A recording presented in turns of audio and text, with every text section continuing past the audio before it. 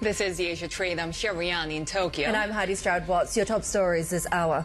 Asian stocks are set for a weaker open despite Wall Street notching its longest winning run since January. Jay Powell's comments to Congress backing bets on rate cuts this year. Japan's biggest lender is calling on the BOJ to make deep cuts to its bond buying as the central bank tiptoes toward normalizing policy. And Temasek's investments in China fall below the Americas for the first time in at least a decade.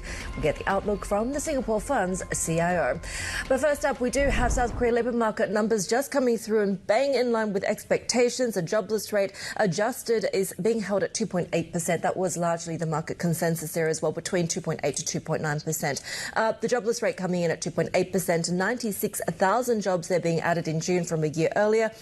Labour force participation at 65.3% in June. We also saw the population over the age of 15 increasing just under 0.5% from a year ago. And so this is really seen a little bit of softening in June for this labour market, still below the average since 2020. And interestingly, the reality is that the current levels we're seeing when it comes to the labour market in South Korea reflecting the effect that is too small to move the dial when it comes to the BOK. Yeah, we'll be watching that rate decision later in the week. But of course, it's really all about the labour market, isn't it? Because It was really those comments from Chair Powell in congressional testimony that sent investors cheering. He did stick to his mantra of, you don't want to really cut too fast because then you could really spur inflation even more. So that stayed the same. But it was his comments about elevated rates and what it could do to the economy that caught investors' attention. Take a listen. The labor market appears to be fully back in balance. The most recent labor market data do send, to your point, a pretty clear signal that labor market conditions have cooled considerably compared to where they were 2 years ago. This is no longer an overheated economy. This is an economy, as I mentioned in my opening remarks, that is more or less back by most measures to where it was before the pandemic. And that was a strong labor market, but it was not an overheated labor market. Yeah, not surprising given that we heard the soft labor data that we got last week. 3 months of the unemployment rate just increasing. Yeah, and it's sort of like the subtle but important shift in terms of how Fed Chair Powell really characterised the labour market, right? Because they've long cited this overheated market as a primary risk to bringing inflation down. That narrative seems to have changed a bit. And take a listen to what he had to say when it comes to the timing of future rate cuts. I'm today not going to be sending any signals about the timing of any future actions. It doesn't seem likely that the next policy move would be a rate increase. We don't take things like that off the table, but that does not seem the likely direction. The likely direction does seem to be in, as we make more progress in inflation and as the labor market remains strong, we begin to loosen policy at the right moment. Yeah, take a look at how U.S. futures are trading because we saw another session of gains for Wall Street. We, of course, have seen 6 sessions of gains already. So another record high. The S&P 500 futures right now not really doing much, but this, of course, after we saw 6 sessions of gains, which is the longest winning streak since January. And I was really watching the financial sector because those shares led the gains. Chair Powell also talking about regulators getting close to agreeing on to those changes when it comes to big banks holding significantly more capital. We are expecting those changes to be a major win for Wall Street lenders. Treasuries were a little bit mixed. The shorter-term Treasury yields falling on the easing bets. Yeah, and, as you say, what is it, the 36th straight record high for the S&P? I know, I'm losing track of the count. But it's interesting because we're also watching volatility so low at the moment, right, when it comes to the JP Morgan Volatility Index slipping for a 5th day. We're at the lowest level since the start of June, so not a whole lot moving the dial when it comes to the amount of risk in these markets. But take a look at how we're setting up, a little bit more muted despite those record highs overnight. Sydney futures looking a little bit softer there at the moment. Chicago Nikko futures just kind of modestly a little bit higher then. But we've been far from that stellar performance that many of the headlines of the past year would have us believe, right? We've seen nominal records being hit as a result of yen weakness, but it's very interesting in terms of how international investors in particular are looking at real returns. We're also watching China as we get into next week, of course. The plenum, we're watching for the potential for policy measures to support the economy. China futures looking a little bit softer at this point, but we could see a little bit more bond action there as well. Dollar China 72.88 at the moment. We did have a little bit more positioning when it comes to the US dollar. But of course, the other thing we're watching, Shery, will be the RBNZ as well. Given the extended long positioning of the Kiwi at the moment, they would really want to see that hawkish hold come through today. It's really about the divergence in monetary policy was leading to those currency plays right now. But let's talk a little bit more about the Fed, because we saw a little bit of gains for the dollar during Chair Powell's comments overnight. Our next guest saying that the Fed will be late to rate cuts. Joining us now is Terri, Spath, founder and chief investment officer at Zuma Wealth. Terri, always great to have you with us. And on your notes, you say that the Fed is getting cold feet about cutting rates. Are they sort of underestimating perhaps the policy lags and the impact that we could see about these elevated rates? Well, hello, Shery. Hi, Haidi. Nice to be on the show. And yeah, I mean, I think we got some nice color from the Fed today. Obviously, we got a lot of information from Jay Powell. He was pretty frank. I don't think any of it surprised the market too much. Earlier in the year, the U.S. market was way over its skis, expecting 6 to 7 cuts for the year. Now, I think the market and the Fed are a little bit more aligned. But as you mentioned, we're in the camp that the Fed will be late to cut rates, just as they were late to increasing rates. They were very late to increasing rates, it seems that the Fed feels like they're driving a speedboat. They're not driving a speedboat. They're driving the QE2. It's small changes take a very long time to take effect. And in other words, the Fed really underestimates the lags of their policy decisions. That all said, when do they pivot? It's really anyone's guess, but we do think the direction is lower when it comes to interest rates, and that's good for the U.S. stock market, and it's fine for the Treasury market. Yeah, definitely, which is why we continue to see this ongoing rally in the U.S. market. But at the same time, although today we saw a little bit more participation when it comes to even financials leading those gains in the market, are you at all concerned about market breadth? Yeah, I mean, I think that that's an interesting question, and we've thought about it a lot. Is this market too narrow, and is that a bad sign? And I think we're not in the, consensus view that that's a problem. Most stocks are above their 200-day average, and it's actually about 50%. So that's actually a good sign. What does that mean? It means that you can see a broadening out in the stock market because there's plenty of stocks that need to catch up, but it's not as narrow as some of the headlines might suggest. It's a healthy market here in the U.S. It's a not too cold, not too hot, Cinderella type market, and we think the trend is your friend, and stick it out in the U.S. stock market. It's interesting. There's a lot of debate when it comes to international markets, in particular the, headline-making rally that we've seen here in Japan. As an international investor, do you think we're seeing adequate weighting? Do you think the yen weakness that we've been talking about has maybe been distorting some of the gains in terms of real returns? Yeah, I'm glad you brought up Japan, because I think a lot of listeners, certainly in the U.S., and a lot of investors are underinvested in Japan. And as you pointed out, the fiscal stimulus, the accommodating monetary policy, the structural economic reform that's going on in Japan, that is all translating into outstanding earnings. Deflation in Japan, which, nobody saw coming before a year or so ago. So a new view from our seat is to have exposure to Japan, at least 5% in your portfolio. If you own less than that, you're underweight Japan. You're not going to participate in those gains. You pointed out that the yen is weakening. We're not recommending necessarily hedging. We think you can participate just as well just by being exposed to some of the ETFs that represent the Japanese stock market. What else do you like at the moment across international? Europe is interesting at the moment. I know you've got some views on that, but of course there's a great deal of uncertainty there. Yeah, we're actually, we have no holdings in Europe right now. We don't like it. It kind of stalled out. There was a little bit of a rally earlier this year in the European stock market. Earnings are decent, valuations are fine, but the outlook from our vantage point is really weighed down by that weaker relative economic growth, relative to the U.S., relative to Japan, and, some legitimate concerns about the geopolitical environment over there. The Russia-Ukraine conflict is still a major problem. There's fragmenting political viewpoints. So there's just a lot of risk that we think warrants the low valuation. So we're staying away right now from Europe, more constructive, as we pointed out, in the U.S. and on Japan. Another market that you don't like, according to your notes, is China, and you put it as a hard no, which I do think it's sort of a bold call because you have so much FOMO when it comes to the Chinese markets. Tell us the rationale behind it, and aren't you a little bit scared of missing out? I'm not scared of missing out, and China is a hard no. It's an underwhelming economic recovery going on in China, very weak confidence, higher probability of a Trump victory than previously believed here stateside. So a lot of the stocks in the Chinese stock market, and the Chinese stock market are dirt cheap.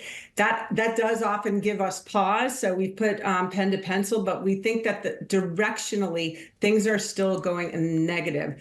And so we don't like that. If we saw some sort of expectation of bottoming when it comes to growth there, we would have a different point of view, but that's not the case. Things are still getting worse. And so we think the low valuations there are warranted, and it's dead money from our point of view. Dead money. That's a strong call, Terri. Always great to have you with us, of course. Terri Spath, founder and Chief Investment Officer at Zuma Wealth. Coming up on the Asia trade, the Ukraine war remains front and centre of NATO's agenda. We'll get some analysis with the University of Melbourne. Hear why Nikko Asset Management as well says we may see double-digit earnings growth in the US. And we'll look ahead to China's consumer and factory inflation numbers for June with Goldman Sachs. This is Bloomberg.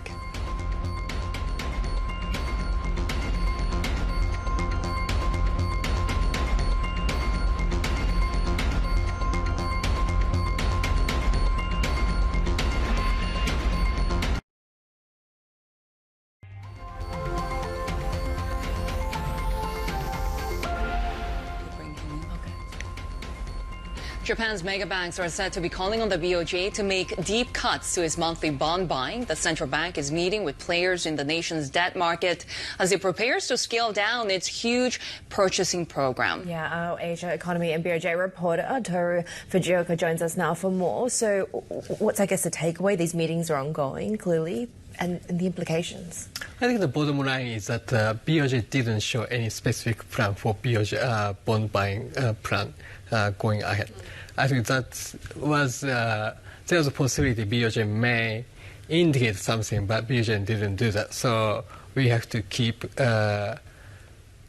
guessing that what BOJ is going to be doing for cutting bond buying. We keep doing the guesswork right now, right? Because last time we were like, okay, they're going to reduce debt purchases, and we didn't get any details. And even this time around, the BOJ didn't come out with nothing specific as a plan during these meetings. So what's next? That's right. I think BOJ wanted to focus on listening to opinions from market participants. And what's next is going to be, there's another meeting coming up later today, and we're going to see what participants will say to BOJ, and BOJ will have to consider what's the best for the market. What were the views of these mega banks? Because it was a little bit of a difference between mega banks and, say, regional banks when it comes to what they want to see from the BOJ? That was an interesting part from the meeting. One mega bank told BOJ that BOJ should move early to make sharp cuts in bond buying, and another one said eventually BOJ should cut bond buying to 1 trillion yen from current pace of 6 trillion. So that is showing that mega banks are ready for BOJ to cut some sizable reduction in bond buying. Speaking of guessing, do we think they're going to cut in July?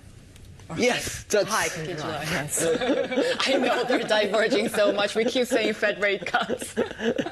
That's what BOJ already announced. The question is how much and how fast BOJ is going to do it. Yeah, I mean, we'll continue to watch that one, given that the BOJ has really surprised us many times in the past. But how much pressure are they under, especially even with these bond purchases, because of the weakness of the yen? That's a good question. Some analysts expect that BOJ has to make a big step in cutting bond buying to ease the pressure on the yen to weaken. But at the same time, BOJ has to think about, government debt is so huge in Japan, and if yields goes up, debt servicing costs for the government will go up rapidly. That's something BOJ has to consider, and it's not only about cutting bond for the market, but there are so many factors that BOJ has to mull over. What that just means is that Toru Fujioka will be very busy in the next month as we'll continue to watch what the BOJ does. Our Asian economy and BOJ reporter here joining us in the studio. Now, let's talk about China because it's due to release its June inflation data in a couple of hours. Our China correspondent Min Lo joins us with a preview. Yeah, Min, so this will be key, particularly as we go into the plenum meetings next week. What are we looking out for? Yes, well, the data is likely to look slightly upbeat in June. We're looking at an expectation for a 0.1% increase in consumer price index from the previous month. Food data looking mixed with pork prices increasing, but that's offset by declines in vegetables and food prices. But non-food data, that's pointing up, including transportation costs and recreational costs. That perhaps reflects a stronger travel demand ahead of the summer break. But when it comes to the PPI, though, that is expected to decline for the 21st consecutive month now. But the good news is expected to fall much less than the previous month, 0.8% versus 1.4% in May. And again, those early frequent indicators are showing mixed data with cement prices, for instance, falling much less now, but that is offsetting the declines in metal prices. But again, if you look at the PMI print for June, the official PMI contracted for a second straight month, and output prices as well falling in June, so that doesn't bode very well for producers' price index. And Haidi alluded to the third plenum coming up, but we have to look at the big picture and what this economic data tell us, right? So what are we expecting in the second half of the year for China? Yeah, I think the overall underlying trend is that Beijing still needs to do a lot more to boost that lackluster demand and that uneven economic recovery. Because if you look at the year-to-date data so far for CPI, February was the only month where we broke above the 0.5% mark. And we're far, far below that official inflation target of 3%. And this is despite many rounds of government stimulus, for instance, those government incentives for people to trade in their automobiles and consumer goods as well, and government pledges to boost jobs linked to major projects, and also that property rescue plan that was introduced in May. And if you look at the factory gate prices, that has been in deflation since September 2022. I mean, that was a year when China was still in the throes of COVID and trying to shake off those curbs. And so far, we do see this moderate reflation, but that's largely driven by commodity prices rather than an increase in domestic demand. So the key thing to look out for in the second half of the year is whether and when the PPI turns positive. There will be a major milestone to watch. And what's clear is that the government really needs to have more coordinated measures in both monetary and fiscal policy to create a more sustained boost to domestic demand. Bloomberg's China correspondent Min Lo there. We'll be getting that data a little bit later on today. But in the meantime, back to central banks. The Reserve Bank of New Zealand set to make its rate decision today. All 20 economists that we've surveyed expect a hold at 5.5%. And Shery, when you take a look at the long positioning in the Kiwi, it's the most crowded that we've seen since December 2021. So they really want that to be a vigilant hold, a hawkish hold. Yeah, we could see a big market reaction if the RBNZ really goes slightly unpredictably. But our economics reporter, Sara, who joins us from Wellington, can tell us a little bit more on what to expect, because it's widely expected to be a hold. But what in the language will you be looking at in order to determine if this is sort of remaining hawkish or even turning a little bit more dovish? Yes, Shery. When the RBNZ last met, that was the May policy review. That was a detailed policy review where they also released forecasts and projections. And at that time, they said that interest rates will not be reduced before the third quarter of 2025. Now, what they are doing today is just a policy review. It's not a big policy statement. There is no press conference. There's no forecast and projection. So it's really unlikely that they will deviate from their latest projections that was released in May. Which is why economists are really expecting them to keep that language intact, although data since that May meeting, is pointing to another contraction in the June quarter. So the key is whether the RBNZ points to that slowdown in data, points to the impact or the traction that monetary policy is gaining, or just sticks to the language that it did in May. Swati, you talk about the indicators pointing to a second quarter and perhaps second half contraction. Does that mean the risk of a dovish tilt might actually be quite real at this point? Look, if New Zealand's economy is really feeling the pinch from these interest rate hikes. So we are seeing that in construction activity, in house price data, in labor market, which is loosening as well. But if you look at inflation at 4%, it is still much higher than the 1 to 3% target that the RBNZ has. So when the RBNZ meets next after today, that's the 14th August meeting, that's when they will have received the full inflation report for the second quarter. They would have received the employment report for second quarter, and that is when they will be in a much better position to decide whether they want to pivot or not. If you look at market pricing, it's pointing to 2 rate cuts this year. And some economists actually changed their forecasts recently, and they're expecting a pivot in the August meeting and maybe rate cuts starting from November. Our economics reporter Spath handy there as we watch for the RBNZ and take a look at how we're trading across risk assets in New Zealand. And of course, the one to watch, as we're talking about, is really those long positions in the Kiwi dollar. And we're seeing kind of the biggest extended position since December 2021. We would want to see that vigilant inflation stance for this to hold. Otherwise, a rapid reversal could well be in sight there. We've seen leveraged funds increasing that positioning for a 5th week there. So the need for the RBNZ to stick with that hard line is pretty strong because, Shery, as we saw with the greenback, that slide, if softer data, bringing forward rate cut pricing could very much materialise. Yeah, we could expect some of those major shift in rhetoric to come from the RBNZ perhaps in August, and that's according to Bloomberg Economics. This is Bloomberg.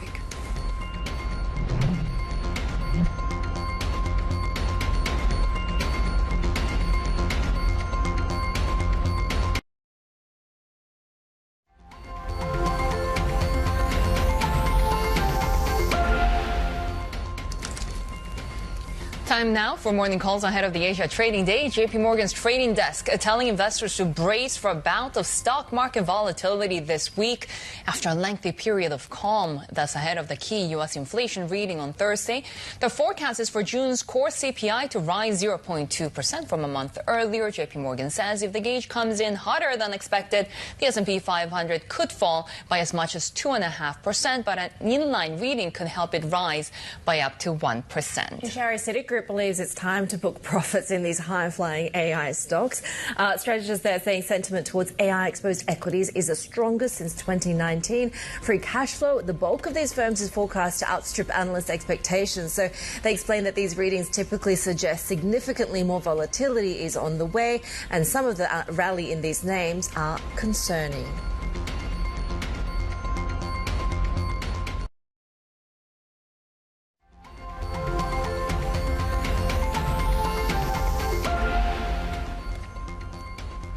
This is the Asia Trade, about 30 minutes away from the major market opens, and taking a look at the top stories that you should know. Well, the S&P 500 now on its longest winning run since January off the back of Fed Chair Jay Powell's remarks to Congress.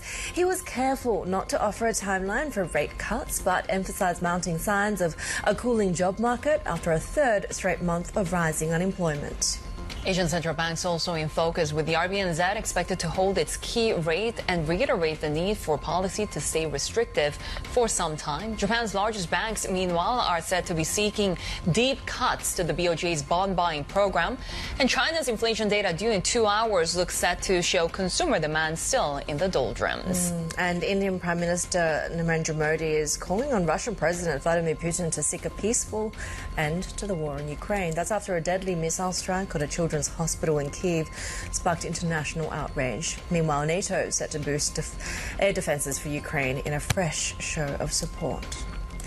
And in fact, let's get a bit more insight on that with Sara, Meger, who's a senior lecturer in international relations at the University of Melbourne. And it's an interesting, and I think one of our guests had said it's an awkward time, in fact, going into this NATO meeting, given we have had this meeting between the Indian and Russian leaders and the attack, accidental or not, on the children's hospital. So was the reaction from NATO in terms of this refreshed support what you expected, given a lot of the international attention has been, I guess, diluted by the war in the Middle East? Yeah, I don't think it was surprising because NATO has remained pretty consistently concerned with the ongoing war in Ukraine and Russian aggression.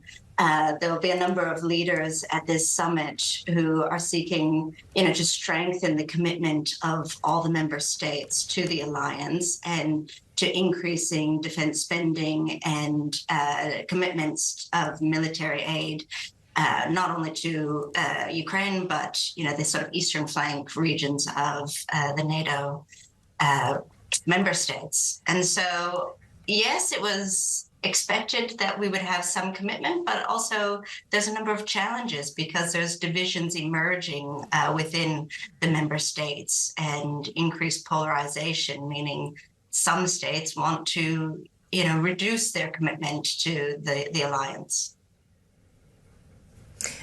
And as you point out, we're getting back to a point, I guess I should say, of growing isolationism, getting traction again. If we do have a renewed Trump presidency, do you think we get back to the position of questioning, the existential viability or relevance of institutions like NATO again? Absolutely. I mean, Trump is perhaps at the forefront of these concerns. He's, in the past expressed a desire to withdraw the U.S. from NATO, which would be, devastating to the alliance.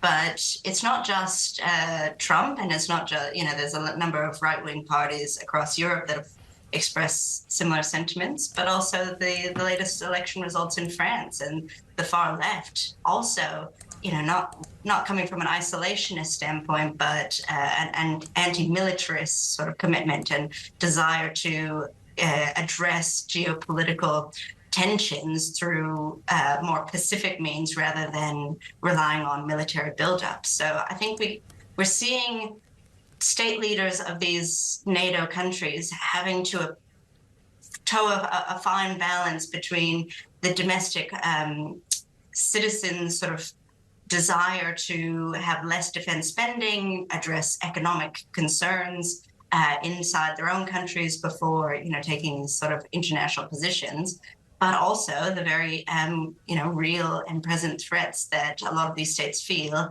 not just with Russia, but the increased ties that we're seeing of, I guess, authoritarian states banding together on the international stage.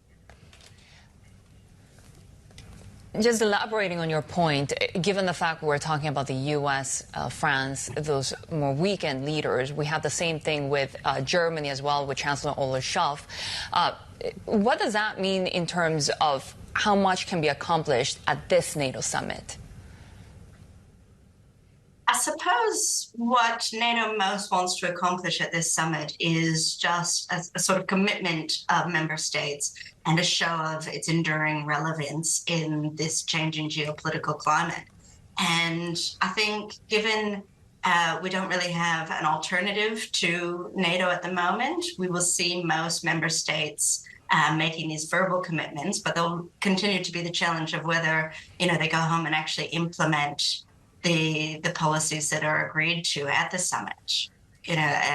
While we have countries like Canada who have long espoused a strong commitment to defending Ukraine and increasing support through NATO, they remain lagging in their defense budgeting commitments to NATO, and they're not alone in this. So I think we'll probably see a lot of rhetoric of commitment to NATO, but whether or not when the rubber hits the road, that's what comes out of the summit is yet to be seen.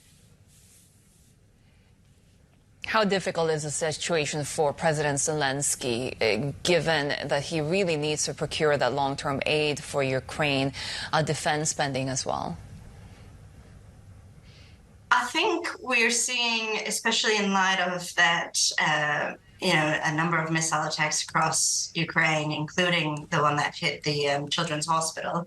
I think we're seeing, from the outrage expressed by a number of world leaders, that there's still quite a bit of commitment to increase military aid. And certainly that's Zelensky's main objective with this summit. I've heard, rumors that countries like Canada, Australia, US, et cetera, are already expressing this commitment to increase that military spending. So I think he has some optimistic outlooks for what's to come out of this summit for his country, for Ukraine. We talked about the risk of growing isolationism when it comes to these multilateral international institutions, but do you think that given the recent election results, and we're certainly not through the bulk of a very election-heavy year, that by the end of the year we're actually going to see increasing withdrawal when it comes to unilateral support for these two ongoing conflicts? Yes, I think the outcomes of these elections, so what we're seeing really across the globe is increased political polarization.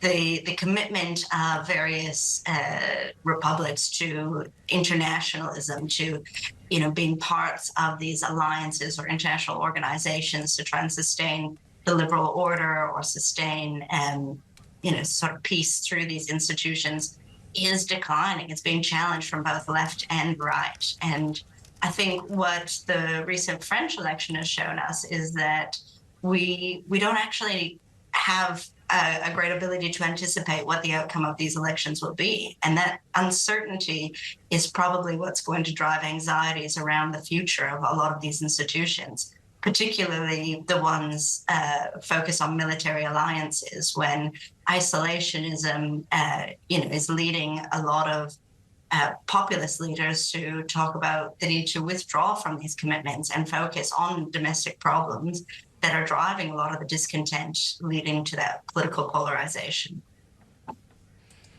Is there a clear way to isolate Russia and President Vladimir Putin, given this ongoing war in Ukraine? We're coming off the back of a very diplomatic agenda for him, really making the rounds this time with Prime Minister Modi, not to mention his friendship with China, Vietnam, and others. Yes, I think Putin has been, he's trying to bolster what we might call a sort of alternative alliance, right? We see the West sort of strengthening its commitments to each other in, at least in rhetoric, in these international institutions, while trying to balance those, pressures from their domestic constituencies. We've got similar dynamics happening amongst a number of authoritarian or populist states, that whether the objective is a sort of counterbalancing alliance that eventually manifests in a military alliance, or whether it's strictly economic, is neither here nor there, because it's that allegiance of these, as the West might call them, kind of rogue actors in the international system, that is increasing anxieties. We saw China doing military operations with Belarus last week, and increased sort of alliance between China, Russia, Belarus, North Korea. And this can have potentially destabilizing effects, not just in the areas that they're operating, but in, aid to certain factions of these ongoing conflicts. So there's a real potential for further political instability in many regions going forward. Sara Meger, Senior Lecturer in International Relations at the University of Melbourne, when it comes to that potential of more instability. Of course, we have now seen the Philippines saying that Chinese ships have attempted to block a medical evacuation mission earlier this week from an outpost in the South China Sea. The Philippines says it faced obstructing and delaying maneuvers by Chinese Coast Guard vessels during the mission on Sunday. China and the Philippines have competing territorial claims in the region and earlier this month agreed to work to ease tensions. This is Bloomberg.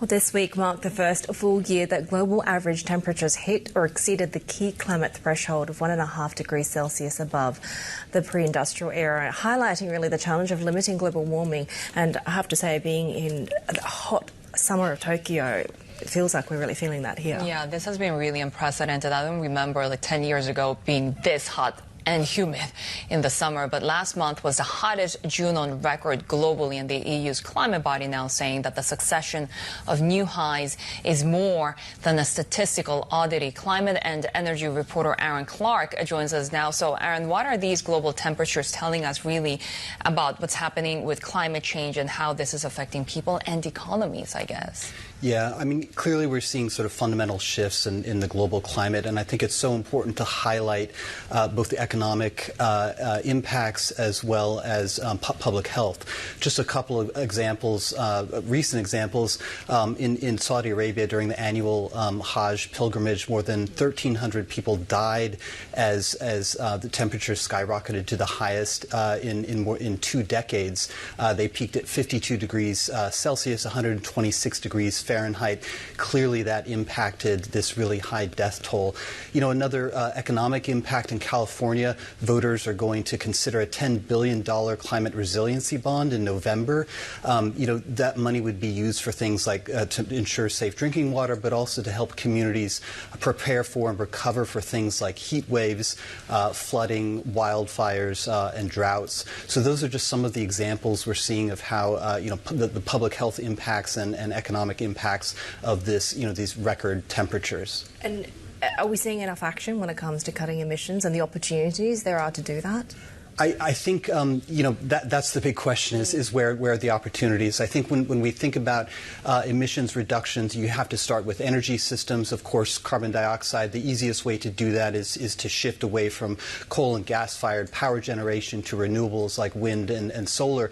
But the other major mitigation opportunity that people are really excited about is cutting methane emissions from fossil fuels. Methane is this potent greenhouse gas. It has more than 80 times the potency, the warming power of carbon dioxide during the first 20 years in the atmosphere. And cutting it from fossil fuels is really the biggest opportunity to reduce emissions in the short term. One thing that's really positive is we've seen a lot of ambition from oil and gas operators, you know, pledging to basically eliminate methane emissions from their supply chains. At COP28 last year, you had 50 of the world's biggest oil and gas companies commit to basically eliminate methane from their oil and gas supply chains by 2030. So a lot of the ambition is there. Whether or not they follow through on that is kind of a different question. Exactly, because you talk about those methane emissions, and you recently wrote about a natural gas platform in the Gulf of Thailand that's really attracted a fresh warning. Yeah, I mean, and this is one of those, you know, those huge opportunities where companies and governments can really have an impact. One of the exciting things about methane is you can track it with satellites, so you can really begin to, you know, hold these companies and governments accountable and see if they're following through on their pledges. You know, we found this release in satellite data released by the United Nations. The United Nations scientists actually said they've observed this release in 10 years of historical satellite data, so it's been ongoing for a long time. They've reached out to. So it's not an accident. It's not a gas leak. Exactly. It's part of the platform's operations, and this is something that's really fixable. Something that these companies can fix. It's owned by Petronas, which is the Malaysian state oil and gas company, and PTTEP, which is the Thailand's state oil and gas company. So you know this is fixable, and this is one of these huge opportunities that people are so excited about, where companies and governments can step up and really take action and help, you know, reduce future temperatures. Climate and energy reporter Aaron Clark here with the details of that. We do have more ahead on the Asia trade. This is Bloomberg.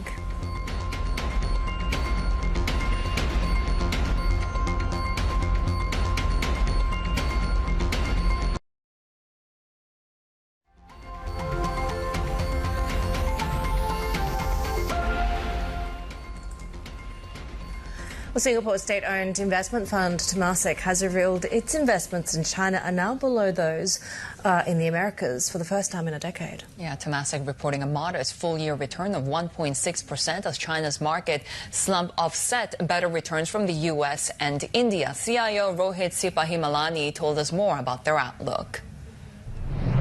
So the challenge in China is one of confidence, consumer confidence, corporate confidence, investor confidence.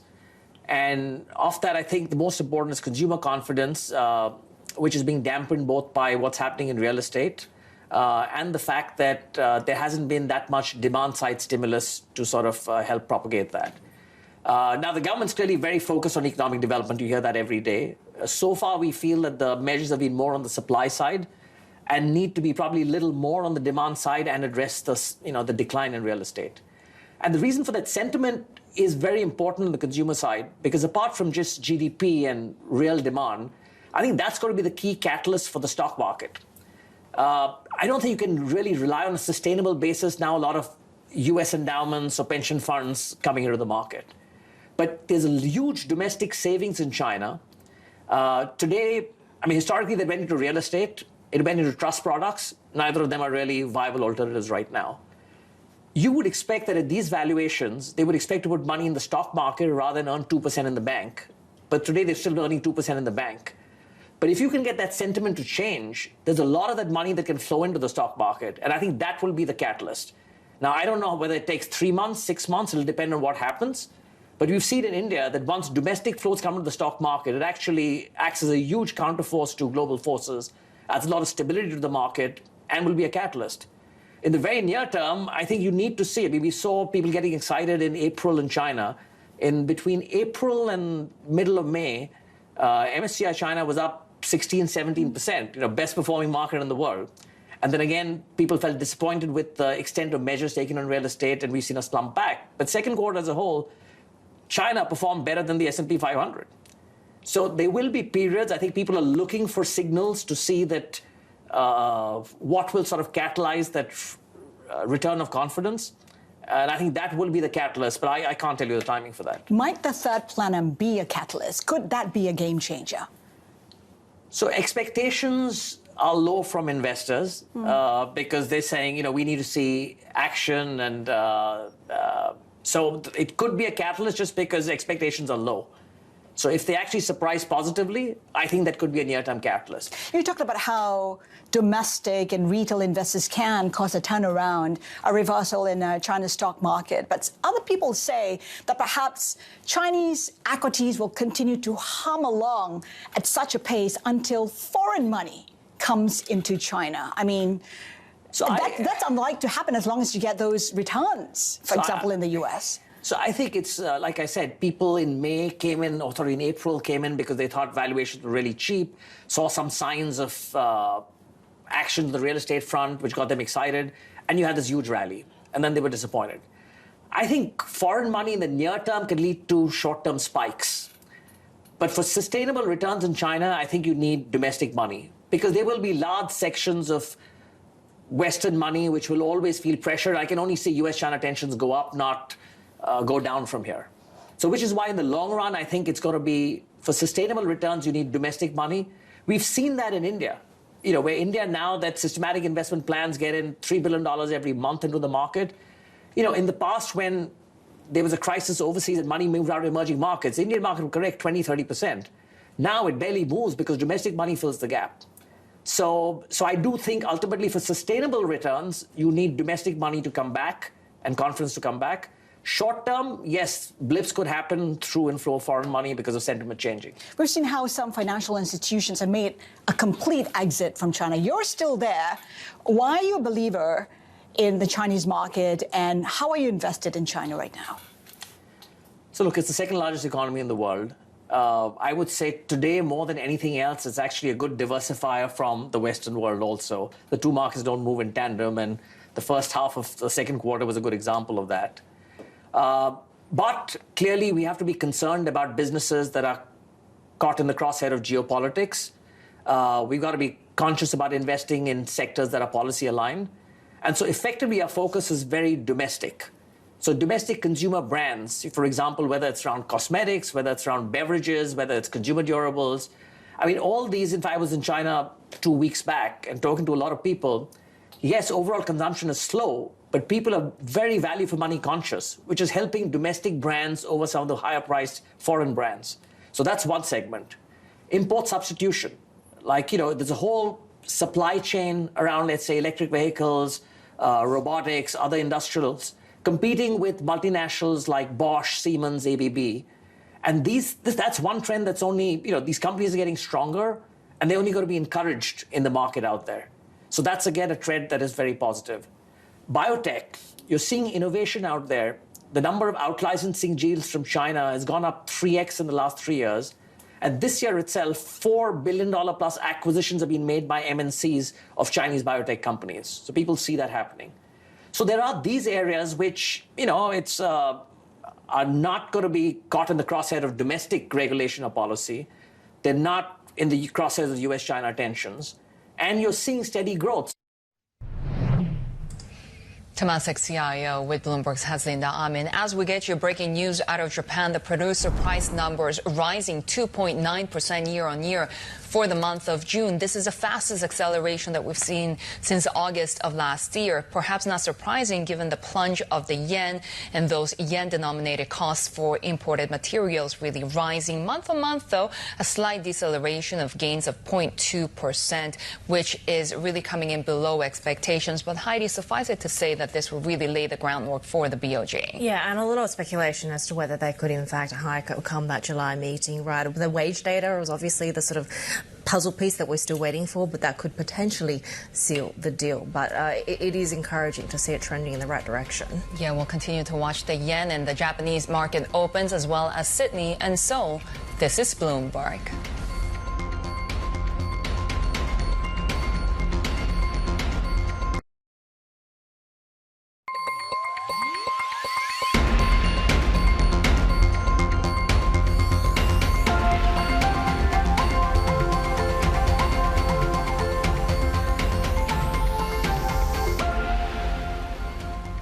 This is the Asia Trade. We're counting down to Asia's major market opens with more gains coming from Wall Street. It's another record high, the longest winning streak. Yes, 36.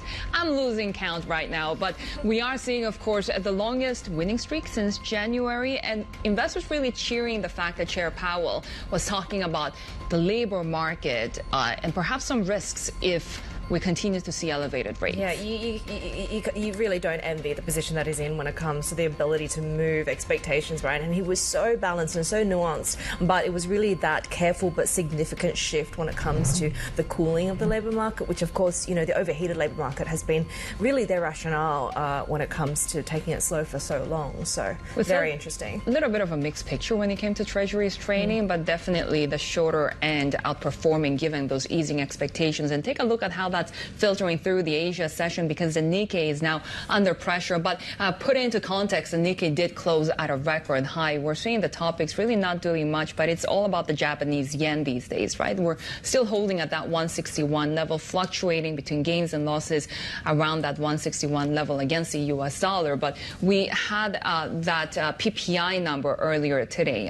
Producer prices rising 2.9% year on year, which would be the fastest acceleration since August of last year, and what those implications are for the BOJ is the key question for investors. Take a look at how the Kospi is coming online. We saw it pretty steady in the previous session. The Korean won also fluctuating because of that dollar rebound that we saw. The South Korean jobless rate for the month of June adjusted at 2.8%, in line with expectations, but below the average since the pandemic. And of course, we are headed towards that BOK rate decision. Yeah, and before that, we do have the RBNZ as well. And a lot of that's being expressed in this very crowded long Kiwi space. And we were talking a little bit earlier about the potential for a bit of a rapid reversal, given the lessons we've learned with what happened with the greenback in the face of softer data. And if we don't get that kind of vigilant high hypervigilance from Governor Orr today, we could see a bit of a nasty shock for some of these long Kiwi positions. But take a look at the start of the staggered session here in Australia. We're coming off a pretty good session, that rebound yesterday, but a bit softer at the moment. 67.43 is where we're at when it comes to trading in the Aussie. And Shery had mentioned that sort of slight reaction when it comes to Treasury yields. We also saw that reaction from Fed Chair Powell's testimony to Congress in oil as well, just nudging a little bit higher when it comes to trading in Brent. More signs of inventory draw in the US, and that kind of eclipsed the uncertainty when it comes to rate cut, the timeline in particular. And Chair Powell did say that he didn't want to kind of signal the timeline. But take a listen to those comments about the labour market, which really kind of was what traders were hinging on for these expectations. The labour market appears to be fully back in balance. The most recent labour market data do send, to your point, a pretty clear signal that labour market conditions have cooled considerably compared to where they were 2 years ago. This is no longer an overheated economy. This is an economy, as I mentioned in my opening remarks, that is more or less back by most measures to where it was before the pandemic. And that was a strong labour market, but it was not an overheated labour market. Let's bring in our next guest, who says the Fed may only be able to deliver one rate cut this year if growth and inflation do not slow further. With us now is Naomi Fink, Chief Global Strategist at Nikko Asset Management. Naomi, great to have you back in the studio. And we were trying to assess Chair Powell's comments, and it seems that he had a little bit for everyone, whether it was the labor market comments and the risks to the economy, but at the same time, wanting to see more evidence on taming inflation.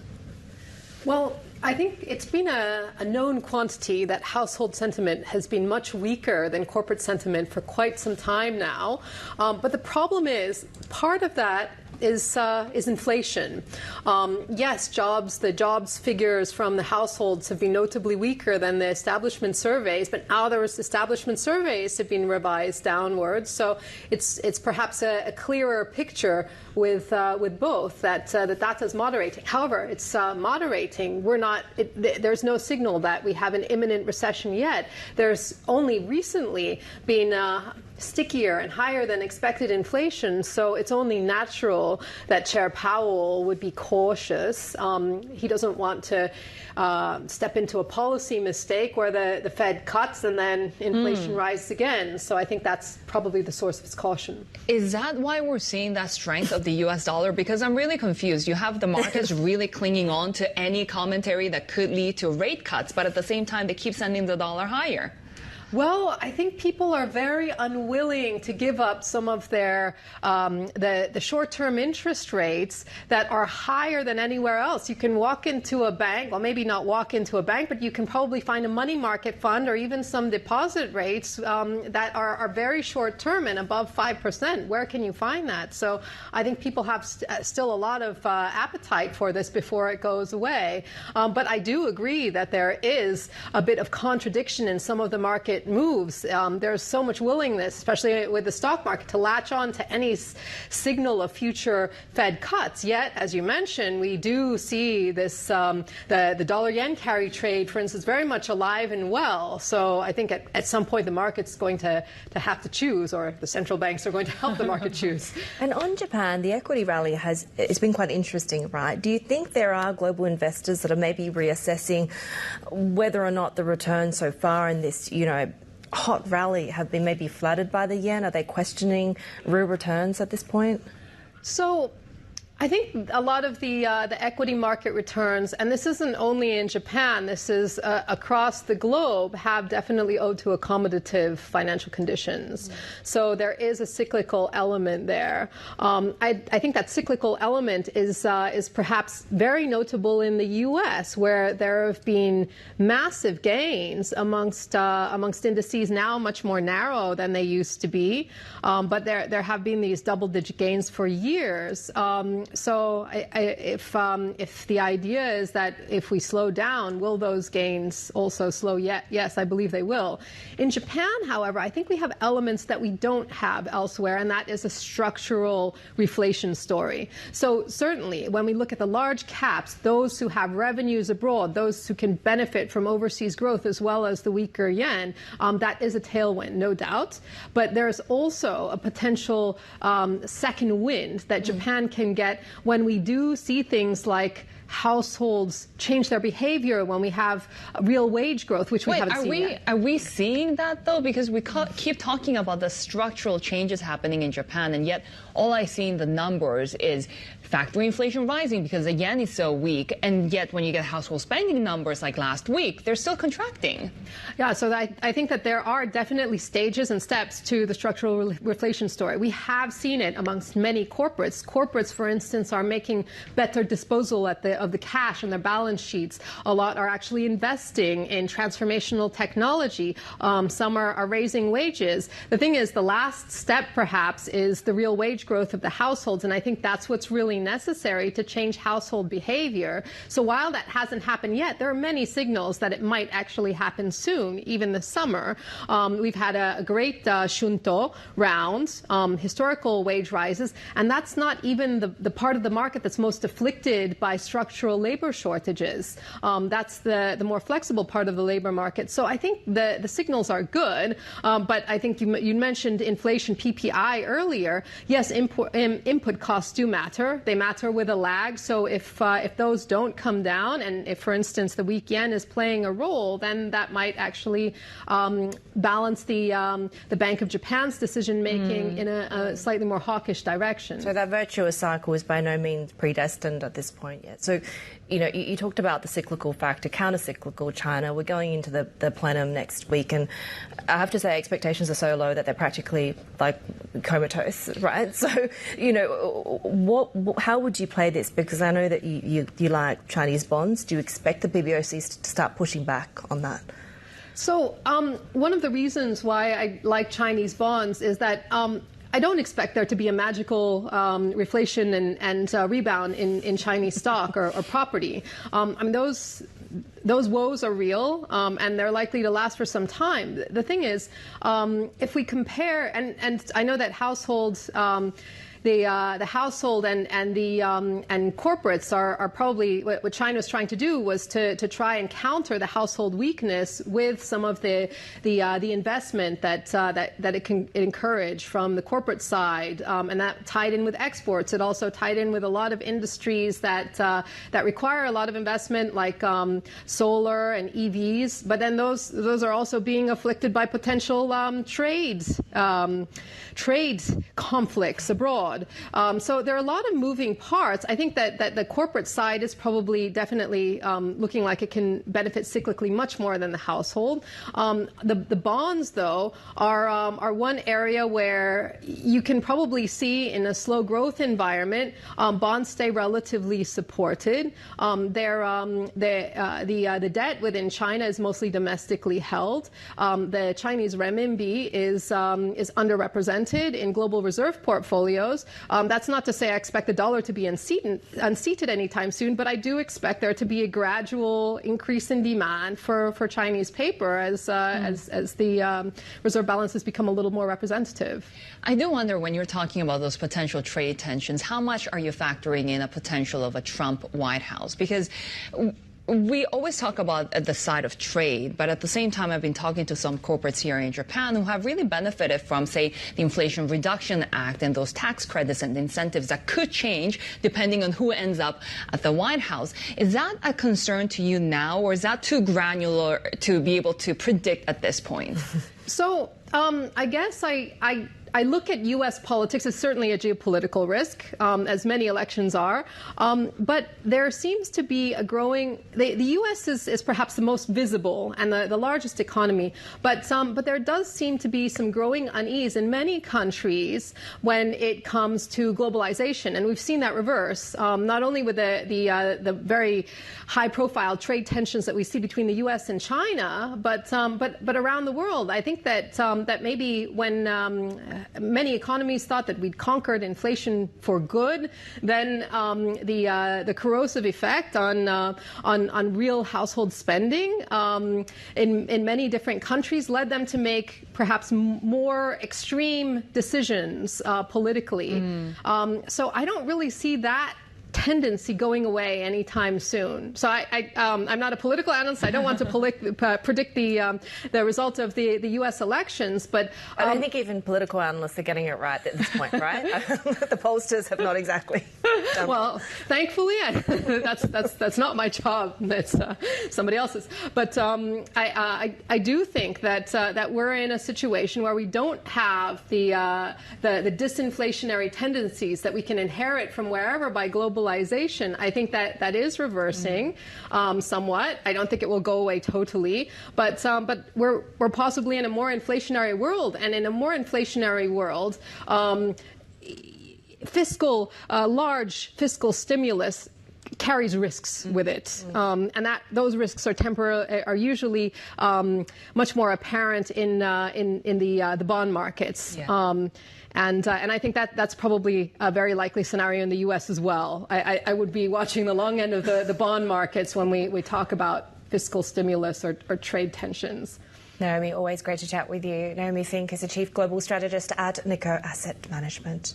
More ahead on the Asia Trade. This is Bloomberg.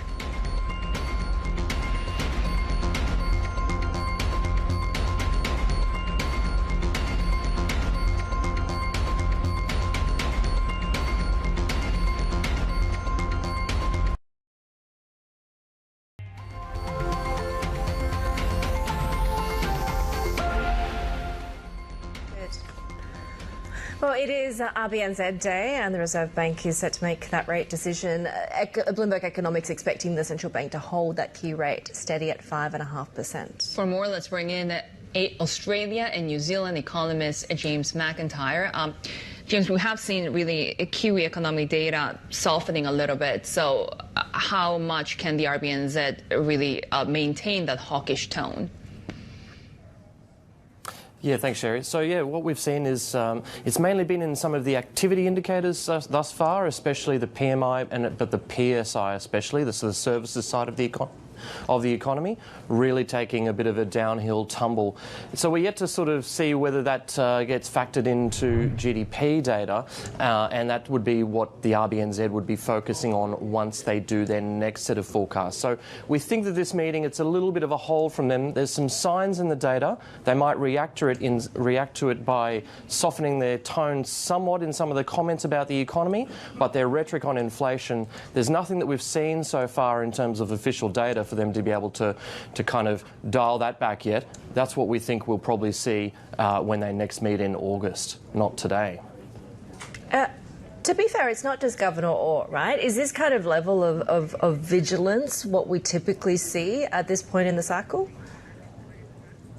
Well, look, especially for, it's not just the particular governor. It might be something that is particular to New Zealand or the RBNZ. They do have those 3 to 5 year fixed rate mortgages that are often priced and linked off the 2-year rates. So the central bank tends to sound very, very hawkish while it still wants interest rates to be relatively elevated because it's trying to influence those 2-year forward rates out in the market and the impacts of those on mortgage rates.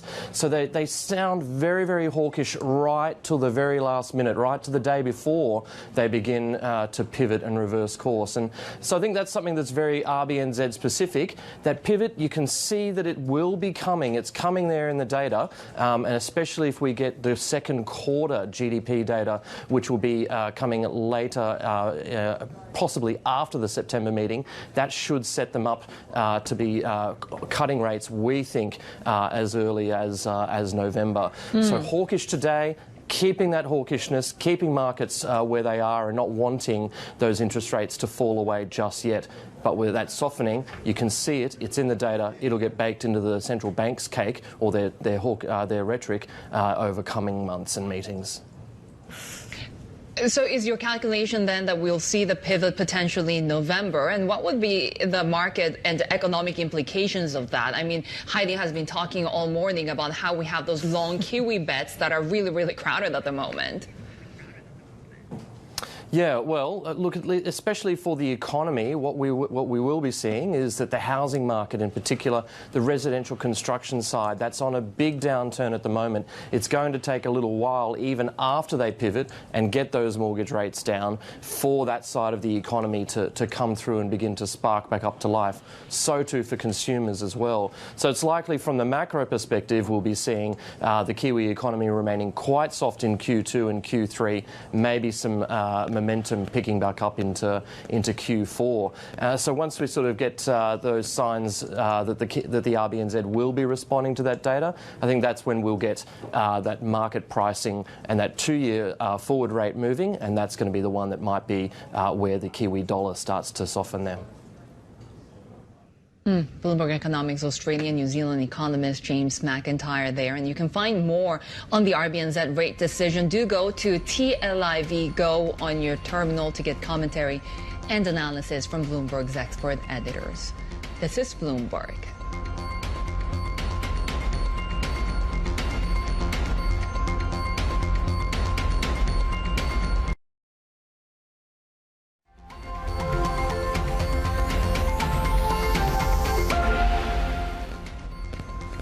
Well, Singapore state-owned investment fund Temasek has revealed its investments in China, and they're now below those in America. This is the first time in a decade. Temasek also reporting that modest full-year return of 1.6%. This, as China's market slump offset better returns from the U.S. and India. CIO Rohit Himalani told us more about their outlook.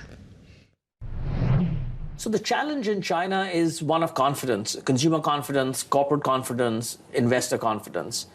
And of that, I think the most important is consumer confidence, which is being dampened both by what's happening in real estate and the fact that there hasn't been that much demand-side stimulus to sort of help propagate that. Now, the government's clearly very focused on economic development. You hear that every day. So far, we feel that the measures have been more on the supply side and need to be probably a little more on the demand side and address the decline in real estate. And the reason for that sentiment is very important on the consumer side, because apart from just GDP and real demand, I think that's going to be the key catalyst for the stock market. I don't think you can really rely on a sustainable basis now, a lot of US endowments or pension funds coming into the market. But there's a huge domestic savings in China. Today, I mean, historically, they went into real estate. It went into trust products. Neither of them are really viable alternatives right now. You would expect that at these valuations, they would expect to put money in the stock market rather than earn 2% in the bank. But today, they're still earning 2% in the bank.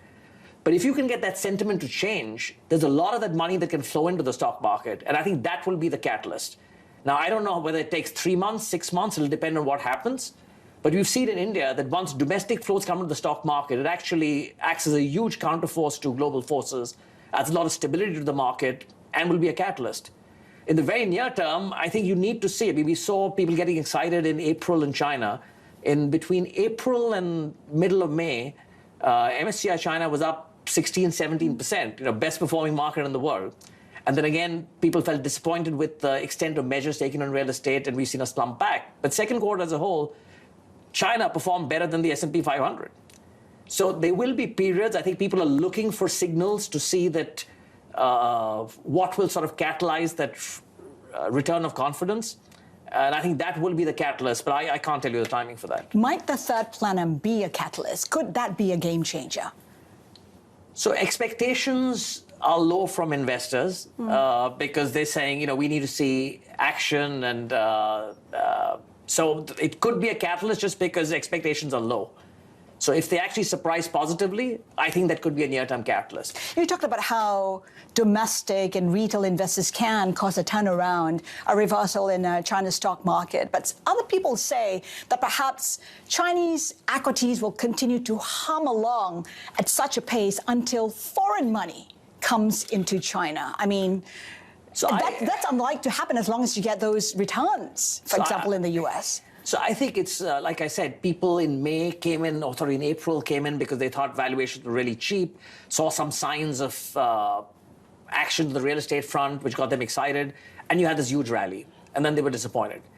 I think foreign money in the near term can lead to short-term spikes. But for sustainable returns in China, I think you need domestic money. because there will be large sections of Western money which will always feel pressure. I can only see US-China tensions go up, not go down from here. So which is why in the long run, I think it's going to be, for sustainable returns, you need domestic money. We've seen that in India, where India now that systematic investment plans get in $3 billion every month into the market. In the past when there was a crisis overseas and money moved out of emerging markets, the Indian market would correct 20, 30%. Now it barely moves because domestic money fills the gap. So I do think ultimately for sustainable returns, you need domestic money to come back and confidence to come back. Short term, yes, blips could happen through inflow of foreign money because of sentiment changing. We've seen how some financial institutions have made a complete exit from China. You're still there. Why are you a believer in the Chinese market, and how are you invested in China right now? So look, it's the second largest economy in the world. I would say today, more than anything else, it's actually a good diversifier from the Western world also. The two markets don't move in tandem, and the first half of the second quarter was a good example of that. But clearly, we have to be concerned about businesses that are caught in the crosshair of geopolitics. We've got to be conscious about investing in sectors that are policy aligned. And so effectively, our focus is very domestic. So domestic consumer brands, for example, whether it's around cosmetics, whether it's around beverages, whether it's consumer durables. I mean, all these, if I was in China 2 weeks back and talking to a lot of people, yes, overall consumption is slow, but people are very value for money conscious, which is helping domestic brands over some of the higher priced foreign brands. So that's one segment. Import substitution. There's a whole supply chain around, let's say, electric vehicles, robotics, other industrials, competing with multinationals like Bosch, Siemens, ABB. And that's one trend that's only, these companies are getting stronger, and they're only going to be encouraged in the market out there. So that's, again, a trend that is very positive. Biotech, you're seeing innovation out there. The number of out-licensing deals from China has gone up 3x in the last 3 years. And this year itself, $4 billion plus acquisitions have been made by MNCs of Chinese biotech companies. So people see that happening. So there are these areas which, are not going to be caught in the crosshair of domestic regulation or policy. They're not in the crosshairs of US-China tensions. And you're seeing steady growth. Temasek CIO Rohit Sipahimalani speaking with Bloomberg's Hacienda Amin. We're waiting for the Singapore Open in just half an hour. This is Bloomberg.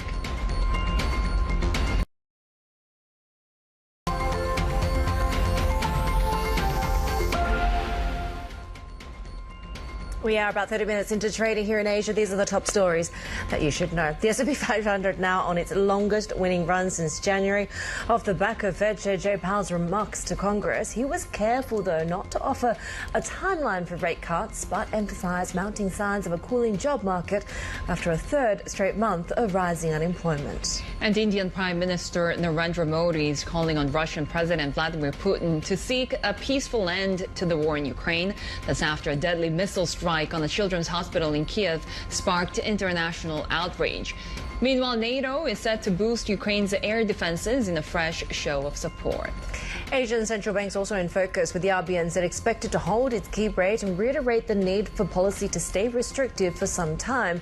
Meanwhile, Japan's largest banks are said to be seeking deep cuts to the BOJ's bond buying program. And China's inflation data due out in 2 hours looks set to show consumer demand still very much in the doldrums. Well, top leaders in Beijing are gathering next week for one of their most important political meetings of the year. This is the third plenum, of course. Observers, though, do not expect the kind of major policy pivot that's been seen in the past. Let's bring our next guest, who says China is likely to adopt a gradualist reform plan. With us now is Shan, who's the chief China economist at Goldman Sachs. Really great to have you with us. And we were just sort of musing earlier, expectations are so low for any kind of dramatic policy shift or announcement or initiative. So, what could we potentially get that would be meaningful in terms of changing the economic or market trajectory at this point? Thanks for having me. As you said, the expectations are quite low in our client conversations with both onshore investors and foreign investors. I think there's not much of a expectation going into the third plenum. If you look at the title of the third plenum, it has this continuation sort of in it, furthering reforms, but it's a continuation of things the party has already told us, whether it's on the technology front or some of the balancing of local government finances. So from that point of view, it is, we don't expect a huge dramatic shock coming out of the third plenum. But as you said, if expectations are so low, there's a certainly some room if the readout contains information people don't expect. So why aren't we seeing more at a time when we continue to see this two-track economy in China, when you have perhaps stronger external demand, but the domestic demand is really not catching up? I think there are two reasons why the government or policymakers are not in a hurry to do anything more. One is that if you look at the NBS released top-line GDP growth, it is in line with their full-year target. So from that point of view, things are on track at the aggregate level. No urgency to do anything major. And the second point is that there is this divergence between manufacturing, industrial activity, exports, versus sectors such as the or finance industry. But the government will view that as this is what we are trying to do, making some structural changes to sort of reform the economy into a different type of growth model rather than the property infra-driven economy. So from that point of view, what is strong versus what is weak is almost by design. Therefore, no need to do more stimulus. What is the risk of a sustained deflationary cycle? And obviously we're asking this question from Japan, which is finally emerging from its downward spiral. Do you worry about that sustained impact on confidence domestically? I think there is a risk of sort of looking at Japan's experience, what was at the core of triggering Japan going into that multi-year, multi-decades slowdown and weak growth. Low inflation, low interest rates. And our view is that a lot of that was expectations. Once you have a very downbeat expectation, you don't invest, you don't consume. Therefore, growth will slow. And that slow growth will trigger further deterioration in that expectation. So I think China is quite different from Japan on multiple fronts. But I think this part is a key. Can we stop expectations from continue to deteriorate and follow Japan's path, even though on so many levels, China and Japan, the Chinese economy and Japanese economy is very different? The market is positioning, the bond market that is positioning for the PBOC to start pushing back against yields. You've pointed out this is kind of puzzling given the macroeconomic environment that we're trading in at the moment, right? Could this potentially backfire? PBOC has been quite active in introducing new programs or new tools in recent weeks. The reason they gave us why long-term interest rate is too low has a bit of flavor of, this could have some macroprudential implications like what we saw in the U.S. with the Silicon Valley Bank. So if rates were to increase all of a sudden, that could introduce a risk to the smaller banks which invested heavily into long-term government bonds. But we feel that's not a super convincing argument just because if it's a macroprudential, then you need to use the macroprudential policies versus monetary policy is a broad-based tool for the entire economy. So that part we don't fully understand why you would want to sort of communicate or manage long-term yields higher for this risk control point of view. And at the same time, as we discussed, there are a lot of parts of the economy showing weakness and confidence is not very strong. You're deleveraging. So all of these are pointing to a lower interest rate will be good for the broader economy. So that part, I feel there's a bit of a disconnect between what PBOC is communicating versus what investors and markets are seeing. Right. Shan, our chief China economist at Goldman Sachs, as we're getting breaking news here on the Bloomberg, we are hearing now from Samsung on their website saying that the labor union plans an indefinite strike. We're seeing that announcement coming that even after the first strike, that the company does not show a willingness to continue negotiations, and after that confirmation that the labor union is now declaring an indefinite strike. Of course, we do know that the labor union has staged this rally demanding better pay, and this is the biggest organized labor action in the South Korean conglomerate's half-a-century history, Haidi. So this is really huge for a company that, of course, takes out the biggest chunk on the Kospi as well. And they're really hoping that this sort of highly publicized protest galvanizes what was supposed to be a 3-day walkout that started on Monday, that sends a message to Samsung and its managers. We heard from police putting the turnout closer to about half that, just over 3,000. But there has been sort of weeks being spent preparing for that walkout, I should say, negotiations over pay, over vacation time collapsing last month. It is really an escalation for this situation for Samsung. The single-day strike in June was the first in 55 years. In the announcement in the Samsung website in Korean, saying that the strike that they held this week has given a big motivation for those labor union members that were not able to participate in that strike, that the remaining 25,000 or so members of the labor union will not hesitate anymore to be part of this strike, and now they're declaring this indefinite strike at Samsung Electronics. Yeah, we'll continue to watch that and bring you the latest as the details get to us, but the labor union strike for Samsung planning to be indefinite. Let's get back to China now. Of course, we've been talking at length about clues to be derived from China's economic and market policies going into the third plenum meetings next week. Let's get an investor's guide to our Asia stocks reporter, Jenny Yu. So, Jenny, we were just talking earlier about how low, just how incredibly low these expectations are. So how do you trade around that, given the doldrums that we've seen for sentiment? Yeah, I think sentiment-wise, we have seen that traders actually they have become a little bit more impatient ahead of the plenum. Like, for example, if you look at the China ETFs listed in the U.S., I think they have seen 5 consecutive weeks of outflow, which shows like traders and the expectation is getting lower and lower. To be sure, on the other side, like if you look at some sectors in the A shares, for example, like there are some digital payment stocks, and also utility stocks are doing well. Some power market reform expectations.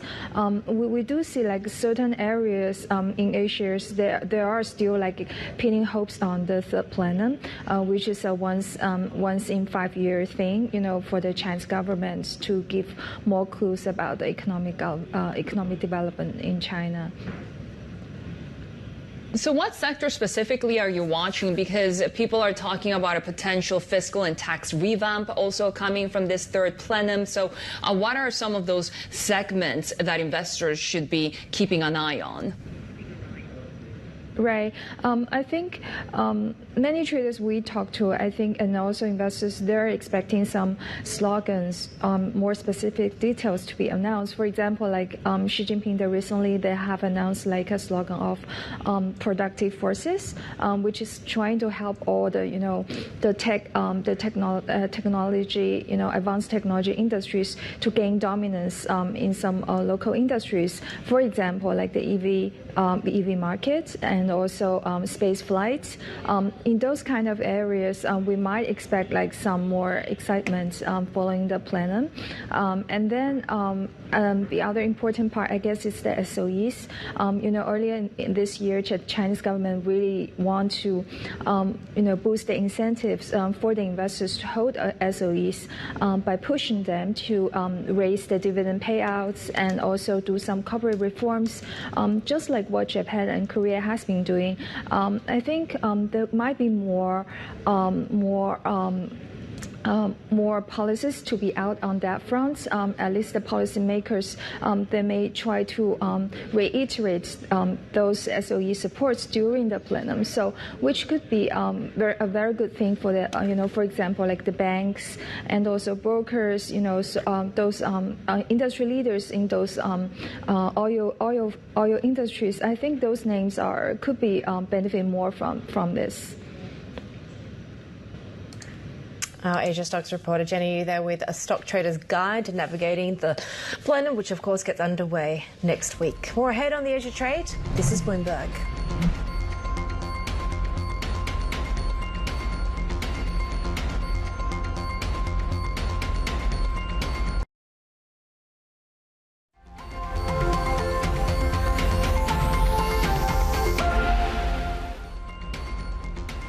And we are just getting the latest, of course, when it comes to the Samsung Labour Union strikes. And it appears to be ongoing, right? The largest union for Samsung Electronics are declaring an indefinite general strike, confirming that management have no intention of dialogue, according to this release we've seen on its website. The Labour Union saying that those people who were not able to participate in the first round of strikes have now received a lot of motivation to actually participate, that the more than 25,000 members of the Labour Union will actually participate now, or are hoping that they will not hesitate in participating. And also the Labour Union saying that they have seen a clear disruptions to production at Samsung, and that the company will regret its decision, as you said, Haidi, of not really engaging in those conversations. But our tech reporter Annabelle Drewlers joins us now. So, Belle, I guess the key question is, as the Labour Union talks about these clear disruptions in production, how detrimental could this be for an indefinite strike coming from the Labour Union? Yeah, that's right. And this was something that was signalled by the union ahead of this strike even taking place, that after they had the one-day strike last month that was sort of seen as being a bit more of a signal to Samsung itself that they would be prepared actually to have an all-out general strike. And as you say, this is what appears to be happening right now. The risk to disruption, well, it could end up being quite significant. What we know so far is around 5,000 people have been striking. This is a union that counts nearly 30,000 people among its membership. A lot of those belong to the chips division. It is the biggest employer at Samsung, and it comes at a very critical juncture for the company, because we know it's trying to push ahead in the development of, say, HBM chips, for instance. It's a major memory chip supplier, of course, more of its legacy businesses. And this is where the company is perhaps even losing ground to the likes of SK Hynix, particularly in the HBM space. So, yes, a very critical point. The union is clearly aware of this risk, and we are seeing that reaction today. Not so much perhaps in the Samsung Electronics share price, just fractionally under pressure, but certainly some of its suppliers are also weakening. What are the other pressure points for Samsung at the moment? Clearly the focus was supposed to be on its new lineup of gadgets this week, but when it comes to this unionized action, this feels like a point where they could either take leadership when it comes to actually engaging with the union, or take things in a different direction. Yeah, and I guess that's the point that the union is making in its statement here, that they're saying that Samsung as a company has chosen not to engage with the union over its demands around pay. But it's certainly a key point for the company, because the concern that the union has here really relates to pay and bonus payments in particular, because as we've spoken about in the past, these are calculated using quite a complex procedure. It's quite opaque, and the union is really pushing for the company to be more transparent here. The bonus payment as well, they're concerned because the chips unit in particular, it was money losing last year. Even though we are seeing better results this year, there's the concern that they might not get their full bonus payments as a result. And yes, it's that bigger question. Do you want to put the interests of shareholders first or employees? But as we said, Samsung going with an indefinite strike at this point in time, certainly something to be watching very closely. Our tech reporter, Animal Jewelers, there in Hong Kong. Turning to geopolitics now, NATO allies have promised 5 long-range air defence systems for Ukraine and fresh shelf support, even as leaders resist offering Kyiv that path towards membership. East Asia Government Editor John Herskovits joins us now. And John, what are some of the main challenges in this NATO summit coming at a very crucial time as this war just escalates? Exactly. The strike in Kyiv of a children's hospital just underscores what is at stake with this. The summit is the 75th anniversary. It's supposed to be a show of unity, the strength of the alliance in warning Russia and showing strength to China. But there are a lot of undercurrents that are going on now. We have U.S. President Joe Biden at 81 getting questions of his age, and I think he's actually older than NATO itself. I think he's probably the only leader there who's actually older than the organization. And you have elections in France, European elections that have disrupted Germany. So you have these undercurrents going on about troubles with the leaders, while this summit is trying to show the unity and the strength of the alliance in its 75th anniversary. So kind of cross currents going on.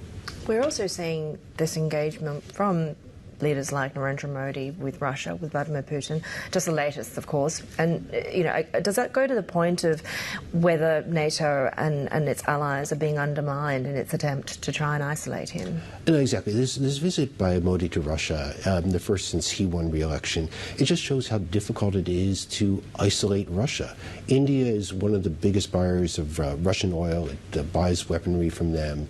And the U.S. has been courting India for some time, trying to get it on board in groups like the Quad, which involves Japan, Australia, the U.S., as well as India, as a counterbalance to China. So having Modi go to Russia at this time just shows how difficult it is, but also it also shows like the difficulties for Modi sitting down with Putin during the international condemnation for this attack on the hospital is not exactly the look that the Indian Prime Minister was looking for in his visit to Russia. All right, East Asia Government Editor John Herskovits here with the latest. We have plenty more to come. This is Bloomberg.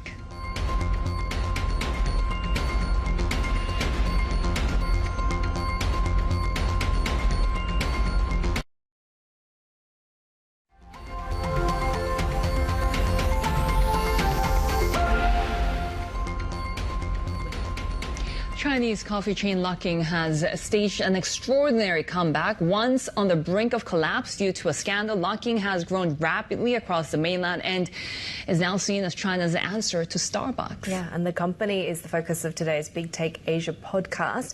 Bloomberg's Asia Global Business Managing Editor Rachel Chang joins us for more. So I can't say I could have predicted this, right? Why is it so surprising? It's such an interesting turnaround that we've seen. Right. I mean, nobody could have predicted this, back in 2017. When Luckin first started in China, everybody dismissed it as a Starbucks competitor. They had very big goals from the start. They said that they wanted to take on Starbucks and have the most coffee chains in China and really make China a nation of coffee drinkers. And, at the time, Starbucks was number one, and Luckin was so much cheaper. Starbucks was seen as like the premium, cool, foreign brand, that knew coffee much better. And then, of course, a couple of years later, there was this massive accounting scandal, which made people even, just think of Luckin as basically a fraudulent, sort of cheap Chinese competitor. So how did Luckin achieve these and really emerge from that scandal? Is it just being able to adjust to local tastes better at this point? Yeah, it was several things. I think people really dismissed Luckin's ability to understand the Chinese market a lot more than the foreign chains like Starbucks. So one of the things is that they were really quick to that digitalization, contactless payment kind of model that you see that's really common now. And in China, people don't even touch cash, right? They're so early on with digital retail, with sort of, streamlining inventory and staff. So, they would have people be able to come in and out, where Starbucks would take weeks to train its labor up. They would have kiosks, where essentially you don't have to talk to anybody if you don't want to. You go in and out, get your coffee, and go. And these were really the things that primed it to remain resilient through the COVID pandemic, which, of course, was a massive thing in China, where people were locked down for years, really. 18,500 stores. What are the biggest challenges now? Does it now also have competitors? It does. So what people really want to see now that it has, done this amazing thing of essentially beating Starbucks in China. Its revenue was $3.5 billion last year, which is more than Starbucks. So it's not just about number of stores, but revenue as well. People now want to see if that can really be sustained because, hey, this business model can be copied by a lot more other Chinese competitors, and they are coming quite fast. Cheap coffee, really good delivery and mobile services, digital payments and contactless delivery. And so people want to see if that can be sustained without that sort of strong brand that Starbucks has built over so many decades. Our Asia Global Business Managing Editor Rachel Chang, they were looking at the numbers when it comes to the K coffee operated by KFC. You can get a 5 yuan coffee, which seems like a pretty good deal. I'm not sort of saying that it's quality coffee, but at a time when we're seeing, just decade highs for coffee prices. What is it, 45-year high? You can get more on that story on the terminal on Bloomberg.com and on the Big Take Asia podcast as well. But take a look at how JGB yields are trading at the moment, because we're seeing the 10-year yield rise as banks are calling for reduced Bank of Japan buying. Remember, we are seeing those BOJ hearings of market participants when it comes to reducing its debt purchases. We have heard that the largest banks here in Japan are calling on the Bank of Japan to make deep cuts to its monthly bond purchases. So we are seeing JGB yields now rising on those calls. Yeah, this is it for the Asia trade, but our markets coverage continues. Looking ahead to the start of trading in Hong Kong, Shanghai and Shenzhen. This is Bloomberg.